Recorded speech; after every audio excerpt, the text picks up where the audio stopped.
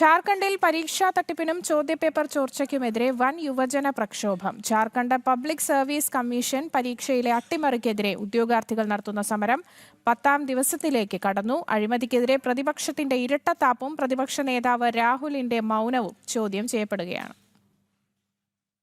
റാഞ്ചിയുടെ തെരുവുകളിൽ ഉദ്യോഗാർത്ഥികളുടെ അമർഷം ഇരമ്പുകയാണ്. Jharkhand public service commission നടത്തിയ പരീക്ഷയിലെ ചോദ്യപേപ്പർ ചോർച്ചയ്ക്കും ക്രമക്കേടുകൾക്കുമെതിരെ ആരംഭിച്ച സമരം കൂടുതൽ ശക്തമാകുകയാണ്. ഡൽഹിയിലെ ജന്തർ മന്ദറിന് സമാനമായ സമരകേന്ദ്രമായി റാഞ്ചി മാറിയിരിക്കുന്നു. പരീക്ഷാ തട്ടിപ്പിൽ CBI അന്വേഷണം പ്രഖ്യാപിക്കണമെന്നാണ് സമരക്കാരുടെ പ്രധാന ആവശ്യം.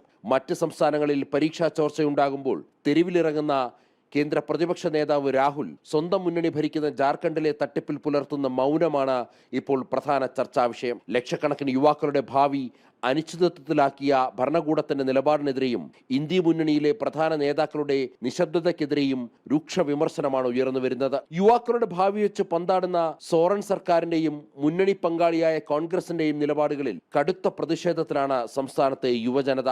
ഉദ്യോഗാർത്ഥികളുടെ ഭാവി സുരക്ഷിതമാക്കാൻ സുതാര്യമായ അന്വേഷണം വേണമെന്നും അഴിമതിക്കാരെ ഉടൻ പുറത്തു കൊണ്ടുവരണമെന്നും ആവശ്യപ്പെട്ട് സമരം കൂടുതൽ ശക്തമാക്കാനാണ് പ്രതിഷേധക്കാരുടെ തീരുമാനം.